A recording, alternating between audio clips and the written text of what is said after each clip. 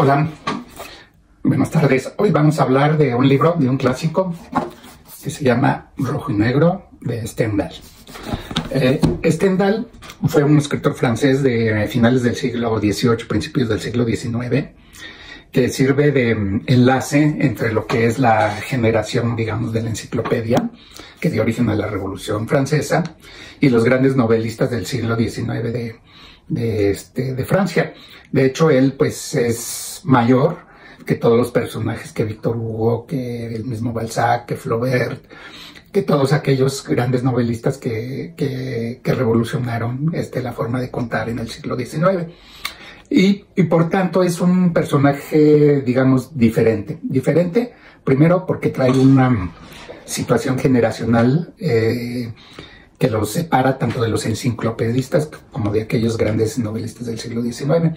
También es diferente porque él, de muy joven, a los 16 años, huyó de su casa y se alistó en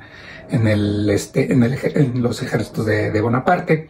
Con ello estuvo participando pues en la guerra, luego se licenció y de alguna manera pues vivió muchas aventuras de ese tipo. Y esto se refleja mucho en sus escritos, y sobre todo en Rojo y Negro. ¿Por qué? Porque, digamos, a diferencia de los novelistas del siglo XIX francés, donde ellos muchas de sus tramas las inventaban en su propia cabeza y las desarrollaban de una manera excelente, Stendhal utilizaba muchas de sus vivencias autobiográficas para narrar lo que narra, también con una acentuada inclinación pues hacia lo que fue la Revolución Francesa, las ideas de la Revolución Francesa y de lo que en ese tiempo se conoció pues como las ideas republicanas, que contrastaban mucho con las ideas conservadoras o aristocráticas de ese momento.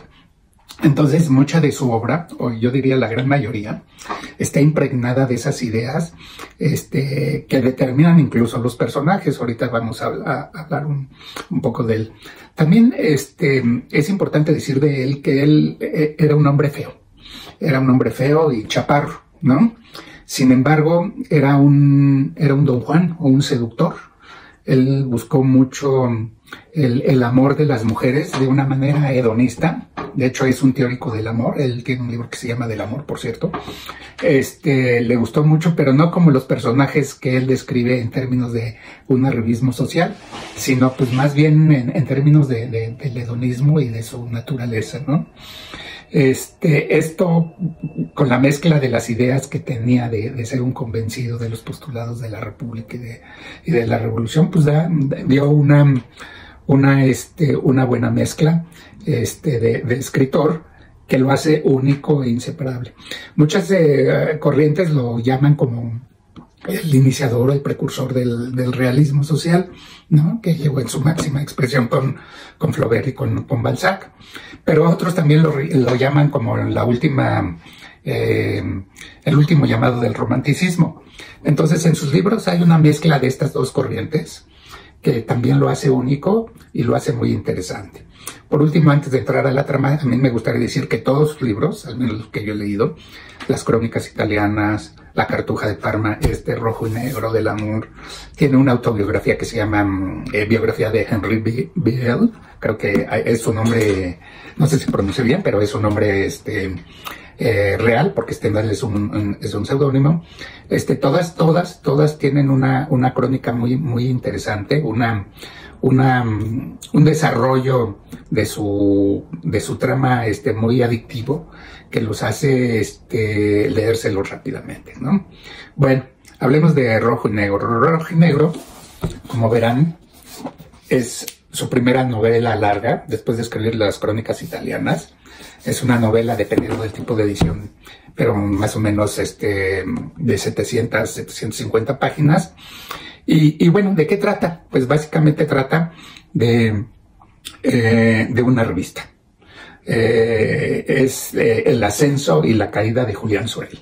Julián Sorel es un hijo de campesinos que no tiene ni título nobiliario ni una riqueza.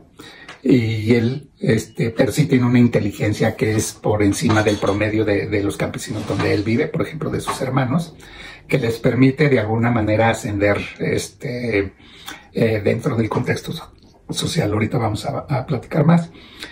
Básicamente, dentro de la novela hay 3 personajes principales. El principal es él, Julián Sorel. Julián Sorel, como dije, es un campesino, un hijo de campesino muy inteligente, con un buen mozo, atractivo, que a través precisamente de la lectura, él ha desarrollado pues ideales republicanos, ¿no? Y de alguna manera, pues es una persona fantasiosa, en los términos de que él se ve como un gran general de Napoleón o como un gran estadista, y de alguna manera él se cree predestinado a eso. No sé si dije bien la palabra, pero se me... Entonces, de alguna manera él piensa ser un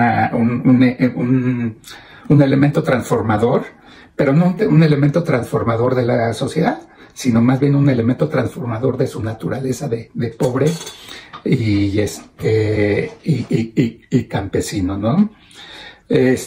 Como toda persona fantasiosa, pues él cree que siempre está destinado a grandes cosas, y como toda persona fantasiosa también, él cree que pues las personas que lo rodean a su lado son los escalones para ascender a ese objetivo que tiene, ¿no?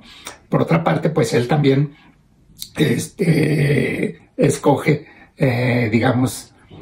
estudiar el sacerdocio de alguna manera porque era la única salida, digamos, intelectual que tenía de la vida de campesino que tenía. Ese es el primer personaje. El segundo personaje es Mademoiselle Renal.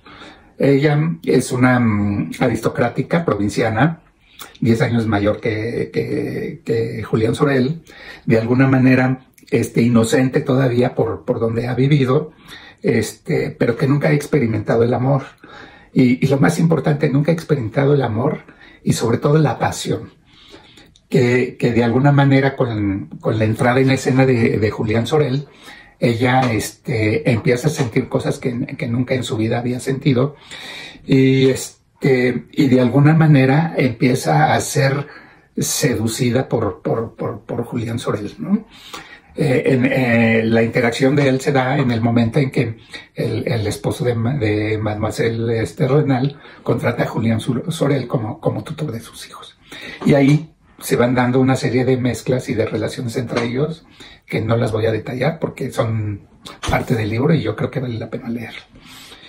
Y por último, el tercer personaje importante es Matilde de la Mole, o Mademoiselle La Mole, o Matilde, ¿no?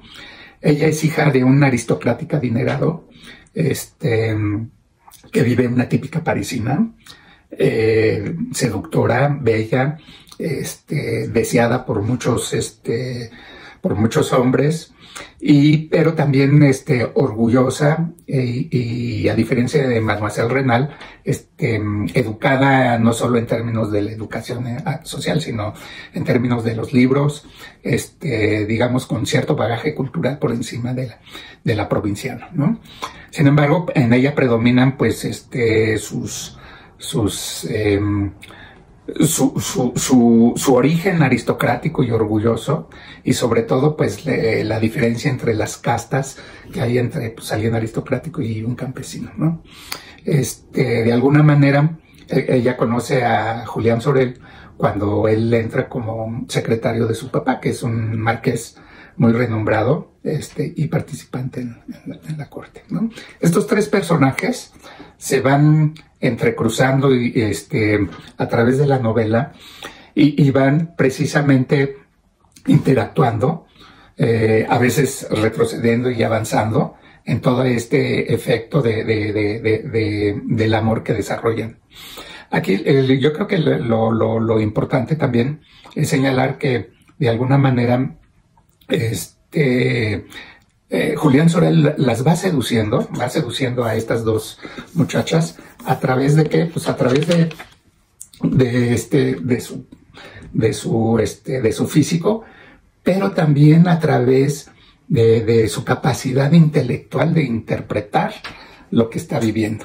Lo más chistoso de la novela es que esa interpretación generalmente está equivocada, pero precisamente esas interpretaciones de la realidad que hace Julián Sorel y que hacen ellas mismas, hacen precisamente que se enamoren y se apasionen de él. Y lo mismo le sucede a él. Entonces la novela pues transcurre precisamente en ese ir y venir de la seducción entre ellos tres, que va terminando en un desenlace trágico que no lo voy a comentar, pero que todo el mundo lo conoce.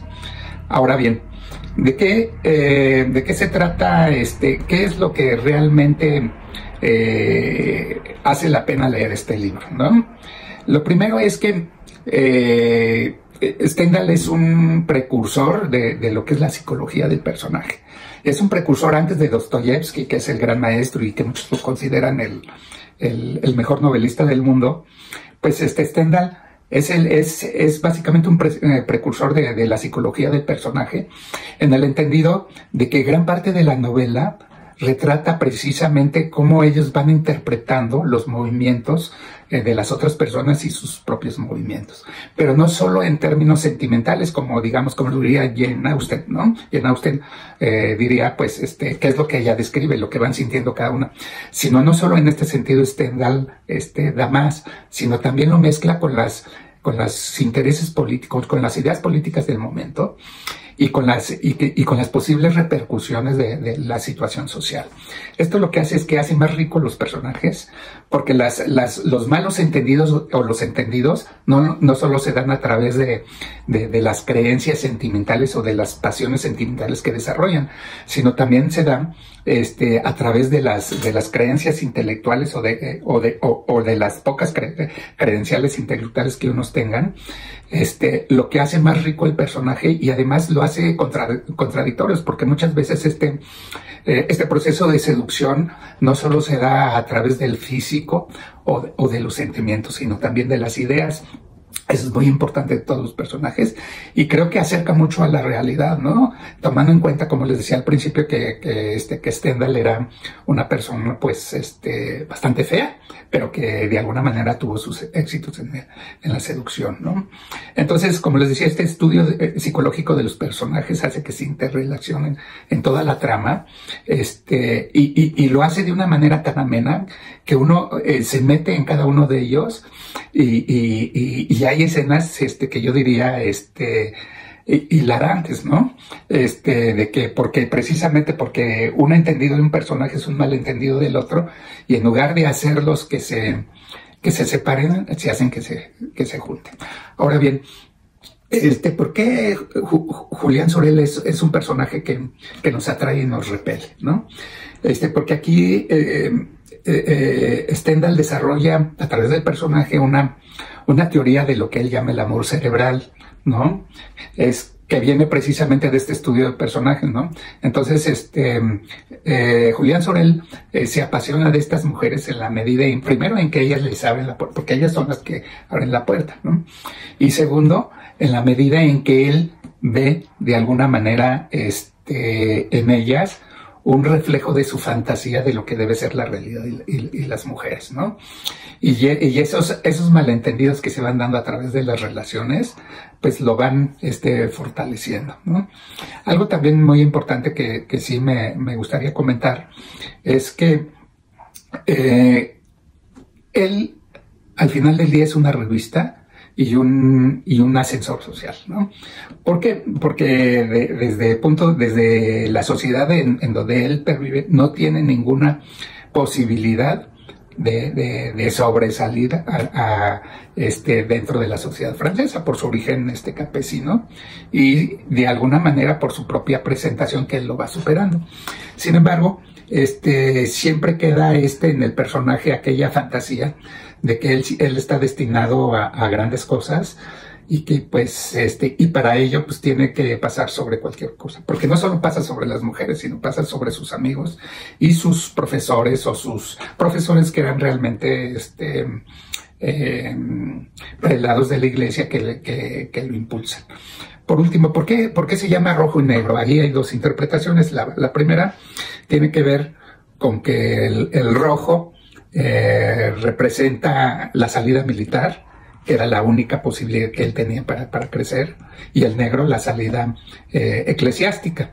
Entonces ese contraste de Julián Sorel para ascender, solo son esos caminos. Es la otra interpretación que está también en el libro, que yo me uno más a ella, tiene que ver que el rojo representan las ideas liberales de Napoleón, y sobre todo las ideas republicanas que hay en ese momento, y el negro pues lo conservador, lo tradicional, que está relacionado íntimamente con la iglesia.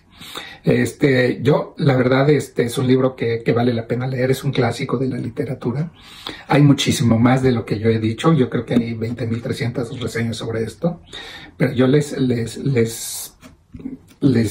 invito a leerla, a disfrutar todas esas partes que a veces se les pueden hacer largas de la forma como Stendhal está describiendo cómo forman cómo piensan estos tres personajes y cómo los van formando y deformando y cómo les rige su actuar. Y sobre todo, pues es una novela que, independientemente de todas las ideas que hay ahí, es una novela muy disfrutable. Espero que les guste. Gracias.